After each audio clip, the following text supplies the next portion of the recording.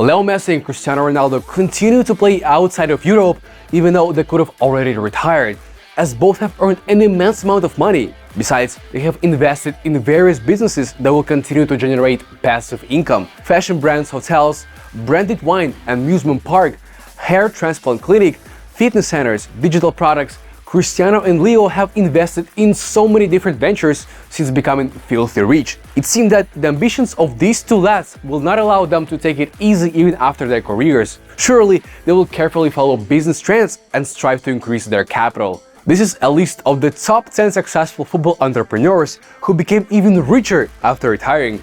It's important to emphasize that we will focus on investments and enterprises and not on money earned from media activities. After all, appearing in advertising campaigns, movies, and TV projects is a different story. It's not the same as the agonizing thought process of choosing where to invest your money and risking losing it all.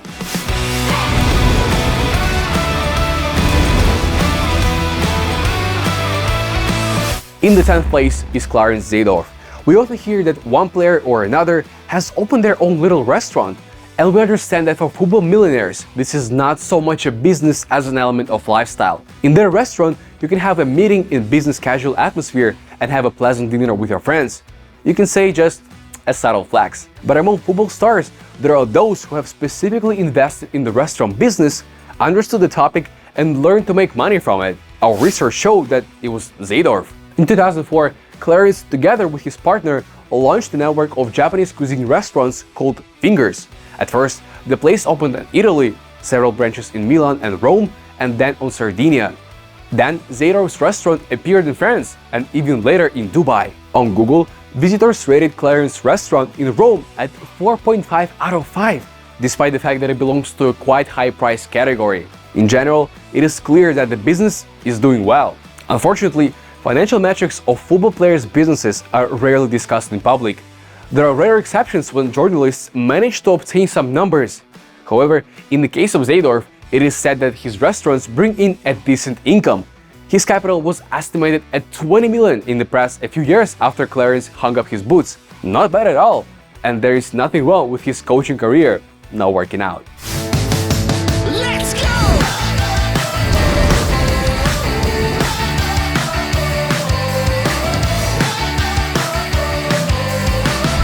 Number 9, he's your favorite Martin Braithwaite. He may not be a great player, and it was certainly funny when he was signed by Barcelona, but this guy is definitely not a fool. He owns assets worth of 250 million. Martin is the co-owner of NYCE Companies, one of the leading real estate fintech startups. At one point, Braithwaite didn't hesitate to give up his annual salary to join the company founded by his uncle. Here's how NYCE real estate is described by American Forbes. It's the Instagram lifestyle, but at affordable prices. Stylish Scandinavian design and amenities comparable to billionaires' row. Braithwaite is not just an investor, he participates in defining the company's strategy and even dives into major deals. Here you will find that one of the ways you can build a fortune and secure your future financially is by investing in real estate. And that's what I've been doing with my dad and Martin since I came over here. Martin's role is very much about how we do in terms of strategy and vision in the long run. He's involved, but not so involved that it distracts him from football. That's how it is. Braithwaite didn't waste any time and made millions of dollars outside of football, while you are writing mocking comments about him on social media. Let's go!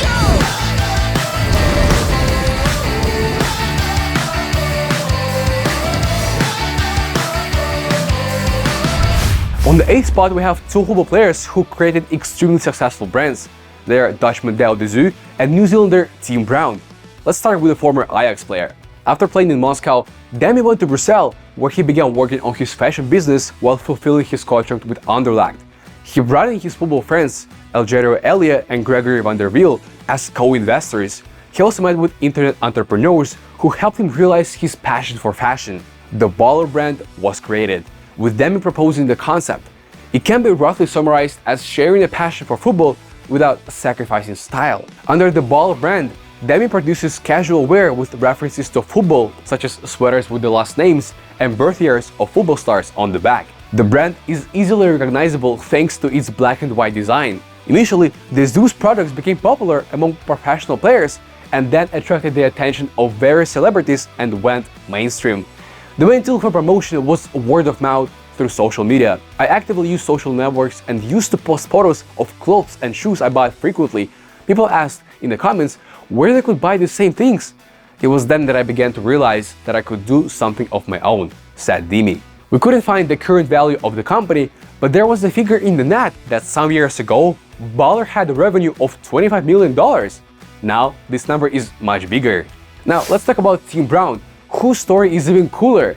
The New Zealander wasn't a star player and played in Australia and the US. He didn't make a lot of money there, so he couldn't rely on football to support him for the rest of his life. Yet after retiring from football, he achieved remarkable success in business. He first graduated from the London School of Economics and then applied his knowledge to his own sneaker manufacturing company. Later, he teamed up with biotech engineer Joey Zwillinger from Silicon Valley to create the Allbirds brand.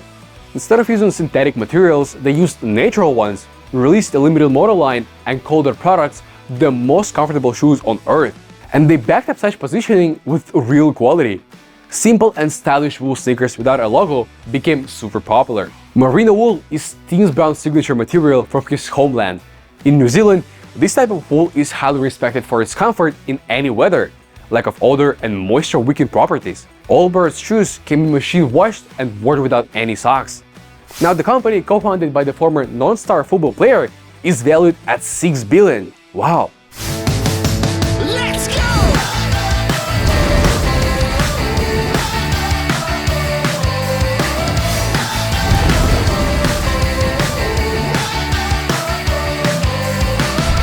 Seventh is Robert Lewandowski. Lev has been investing for quite some time now and does it carefully. Diversification is something that many players follow, and Lewandowski didn't aim to invest a lot in one thing. He carefully tried different directions. In 2014, on the strong advice of his agent, Robert became a partner in Photos Venture Capital, a venture company that had been on the market for many years by that time. For those who don't know, venture investment is a process when small amounts are invested in a large number of risky but mega promising projects. Even if only a few of them take off, their profitability is so great that it covers losses from failed investments. In 2015, the Pole bought a stake in the construction company LS Investments. The construction of two business class buildings in Warsaw, as well as a sports medicine clinic, showed Robert that this was a good business. Later, Lewandowski will also deal with the real estate management. The company will be called RL Management, RL the initials of the player, for those who didn't get it. In 2017, Lewandowski created the media company RL Media, in which he owns 49% of the shares. The company is engaged in promoting professional athletes. By 2018, Robert was ready to promote his own name as a brand. For this purpose, the agency Store 9 was created. The number 9 in the name is a reference to his jersey number. In 2019, Robert launched the production of energy drinks under the brand RL9 Pro, again using his initials and his number 9. In addition, the captain of the Polish national team opened an online store delivering farm products to the larger cities of Poland and launched other online services. One is for selling used items and another is for comparing the cost of services in different beauty salons. He also launched a wedding online service that helped with selecting dresses, bouquets, and ceremony decorations. The largest football store in Poland, Zdobba FC, is also associated with Lewandowski, according to the press. And in the end, let's add something exotic. Robert has invested in the business of a supplier of equipment for solar energy and in the development of biotech for solar cultivation. I invested in the company because I believed in its long-term development plan and the team. The results confirm that I made the right decision. I am convinced that the company will continue to use the potential of the biotech sector not only in Poland, but also abroad. In general, after retiring, the Pole will be able to maintain his current lifestyle. Now, it's clear why he turned down $150 million from Saudi Arabia. Money is not a question. Let's go!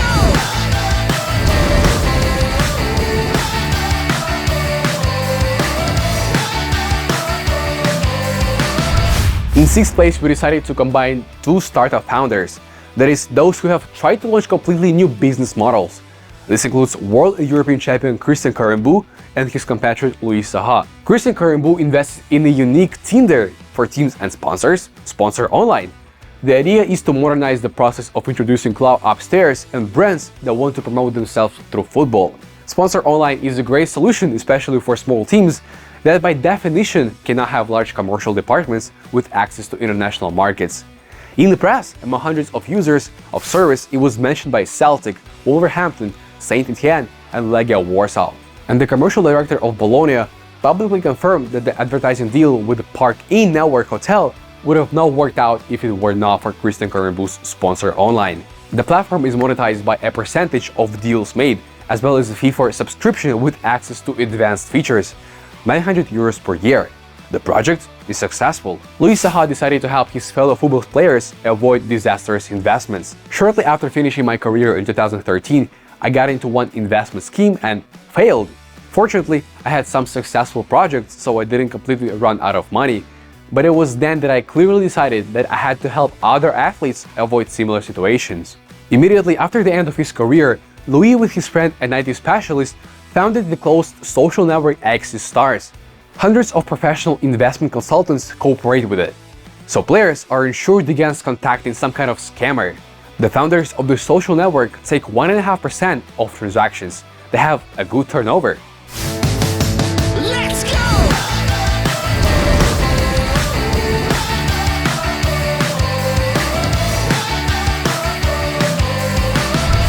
The fifth place are the guys who made their major investment in real estate and became true gurus in the field: Robbie Fowler and Julius Aahoa. Let's start with the Englishman. When Robbie's star was rising at Liverpool, he was given a great financial help by the Reds manager at the time, Graham Souness. "Son, come into my office," the manager called out to his top striker after one of the training sessions. Sitting in Souness' office was a man in a business suit and thick-lensed glasses. "Robbie, meet this gentleman. He's a financial advisor. He used to help me manage my salary. He will help you too." Fowler was advised to save and invest money in real estate, not in premium real estate but in residential buildings. This segment is for low-income families. Just 6 years after his first game for Liverpool, Robbie owned an entire street. Fans knew about Fowler's business and even came up with a chant about it, changing the line from the Beatles' Yellow Submarine to "We all live in Robbie Fowler's home."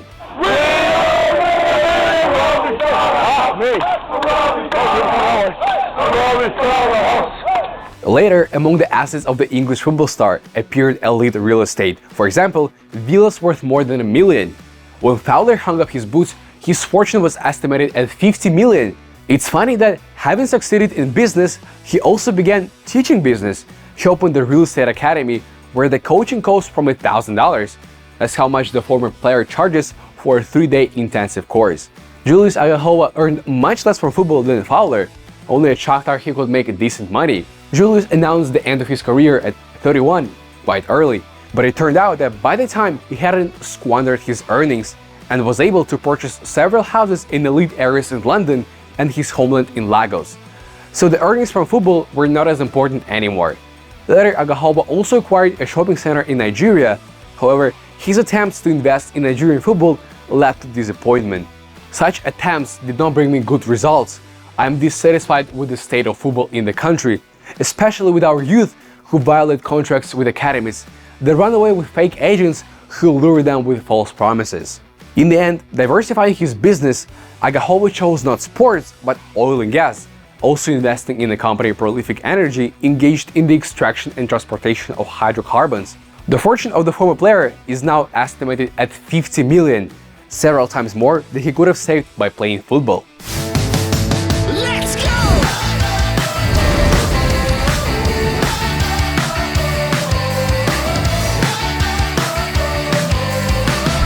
The fourth, Hiroshi Nakata, with an unusual alcohol business. Iniesta and David Silva invested, as appropriate for Spaniards, in wine, and Nakata in sake, a Japanese strong alcoholic drink. But Hirotoshi's story is much more interesting. Firstly, it's not just a couple of $100,000 spent on a hobby. Secondly, it's not just an investment in production or trade, but something much bigger, a kind of business ecosystem. Nakata was the leading Asian player in the late 90s, nominated for the Ballon d'Or, but retired early. I could still play, but I would have to force myself. My rule: you should live in pleasure and only do what you truly enjoy. Hirotoshi was inspired by the Japanese alcoholic beverage, not in the sense of drinking excessively, as some do right after retiring. This is different. Nakata left Japan at 21, so he spent entire coach's life abroad until the end of his career. Therefore, after finishing with football, he decided to travel around his home country for a whole 6 years to better understand it. During his travels, Hiroshi visited over 400 sake producers. In most cases, these are family-owned businesses, and many of them don't even have a website in Japanese. Japan has the most amazing craft and agricultural products, but the uniqueness of sake surprised me. This is the most Japanese product made for 2000 years.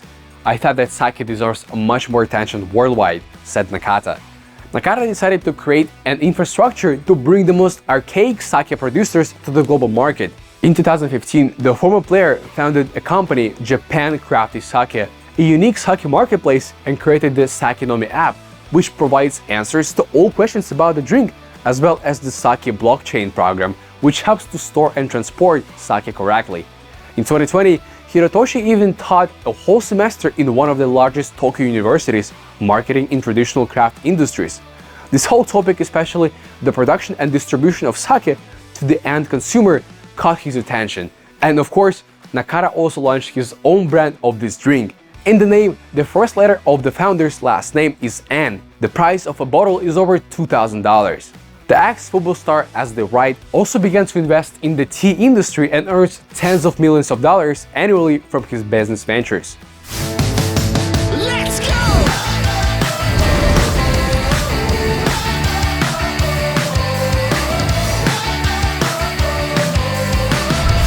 Gerard Pique opens the top 3. We won't claim that Pique made most of his fortune outside of the football field. He was a star with a long career, first earning a good salary and then an incredibly fat one at Barca, so he earned a decent living from football itself. However, even when he was a young player, he became interested in investments. In 2012, the star defender arranged for tutoring sessions with the Esade School of Economics. Twice a week, teachers came to his house and spent 3 hours explaining basic financial principles. And Gerard started making trial investments back in 2010. They were just trial investments. He bought 27% of the shares of the Catalan company Naturus for 60,000 euros, which is less than a weekly salary. The company produced meat products, in particular, patties for burgers. Later, Pique increased his stake and even became involved in the company's activities. Ran the talks. Clearly, it is much easier for a star to open doors than for an unknown businessman. Pique also invested in the production of isotonic drinks with 426 Smiles. There, Gerard took 40% of the business and 10%, probably at his suggestion, went to former Barcelona center-back partner Carles Puyol. But Gerard's childhood dream was to create his own football manager. I used to like playing the computer game PC Football, and I thought that it was a good idea to develop a similar game in which you don't play against the computer, but instead can play against your friends or whoever you want. After becoming a millionaire thanks to real football, Pique began to pursue his dream of the virtual one. He founded the company Gerard Games and invested 500,000 euros into it right away. Initially, there were 20 employees. I came to the guys with a 30-page document in which I described everything I wanted to see in our future. This is how the online game Golden Manager began. At its peak, it had tens of millions of users, including Pique himself and Wayne Rooney. Pique was interested not only in creating a niche product in gaming, but also in entering the esports industry. In February 2017, he created the esports team eFootball Pro. Pique also invested in the eyewear brand Kuipers and helped to promote it along with Shakira alongside Casillas and Dani Alves. It's easy to notice that former Barca defender Pique is diversifying his investments, a classic business strategy for someone with a lot of money. He has some completely boring and conservative investments, such as real estate, which help balance his investment portfolio. But most of Pique's businesses still require a creative approach. Recently, his main projects have been sports clubs and tournaments. Gerard bought FC Andorra, with which he dreams of one day making it to the Champions League. Pique became the main investor in the Davis Cup in 2020. Using breaks between matches, he traveled almost 50,000 kilometers for tennis business. And at the beginning of 2023, he launched a football media league in Spain, which immediately managed to attract several stars of big football, including Chicharito. The first ratings made Javier Tebas, the head of the Liga, very nervous. I remind you that it was at the end of 2020 that Pique unexpectedly decided to retire from playing and even refused to receive payments for the remaining contract. Business projects completely absorbed him. In January 2024, the Kings League America, Pique's version of the Spanish project for Latin America, is set to launch. It is already known that Gerard managed to get James Rodriguez as an ambassador for the tournament. It should be very hype. Let's go!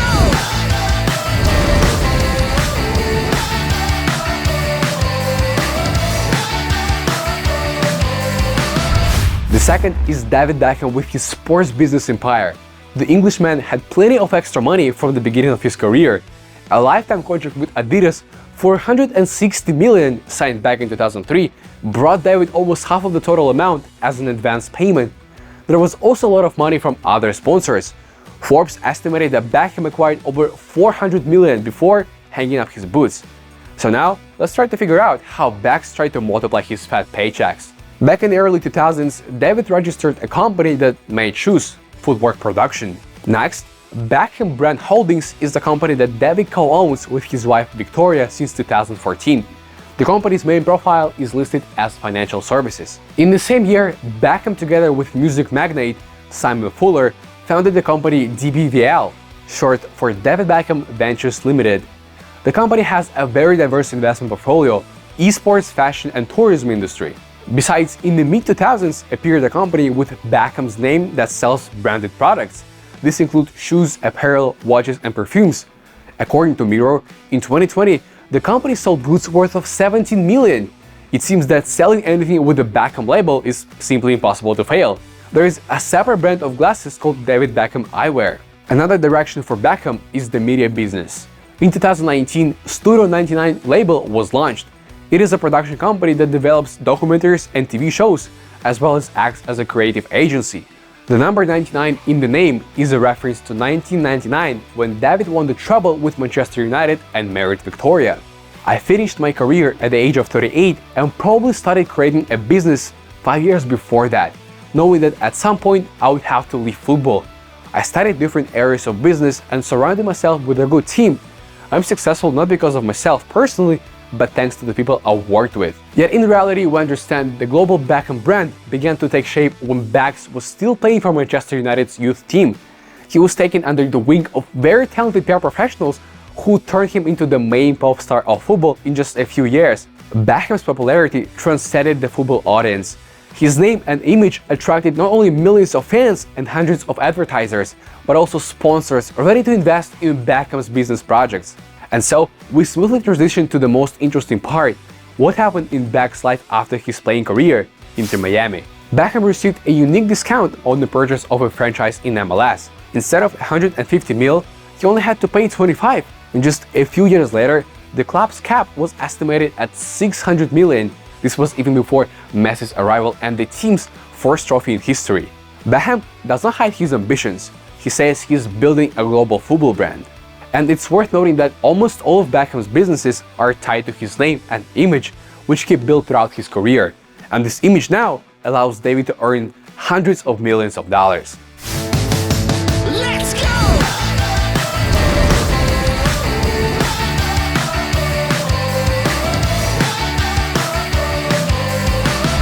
And in first place, Mathieu Flamini, who became a multi-billionaire after his career. Sorry, we didn't have a chance to surprise you here. It's a famous story, but you probably don't know all the details. Let's get into it. First of all, Flamini was a quality defensive midfielder, not a superstar.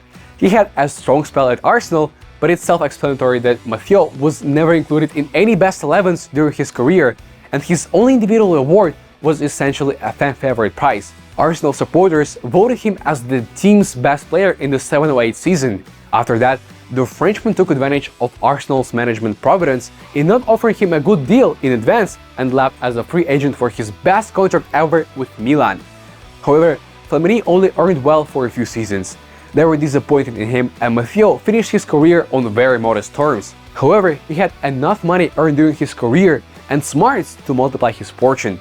And not just the word multiply, scale is the closer meaning. How else to describe a case when a millionaire suddenly became a billionaire? Flamini found his golden vein while he was playing in Italy. There he met the chemist Pasquale Granata, who suggested that the player invests in the development of the levulinic acid.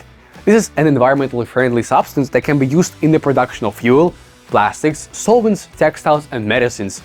The US Department of Energy identified levulinic acid as one of the 12 molecules that can help make the world greener. Then, around the turn of the millennium, the story about green oil replacement sounded a bit false and absurd. Flamini agreed to become the main investor in the expensive and labor-intensive experiments on synthesizing the levulinic acid. But he didn't tell even anything his relatives, so they wouldn't start pressuring him saying, "What are you doing?" The secret had to be kept until 2014, when for the first time in the industrial scale synthesis of LA was achieved at a plant near Naples.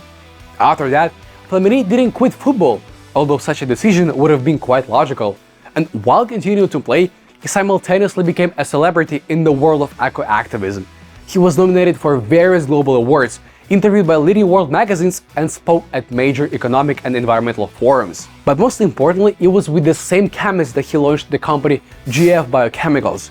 GF are the initials of the co-founders' last names. They became monopolists in the non-explored market. Mathieu owned 60% of the company, which was valued at $25 billion in 2022. And although Flamini himself urged the press not to overstate the figures, saying that 25 or 30 billion is an estimate not just of their company, but of the market they plan to conquer, but as of now, GF Biochemicals are true monopolists, and there is no doubt that Flamini is the real billionaire and the richest footballer in history. Even by modest estimates, Flamini's personal net worth is now over $10 billion. Let's go!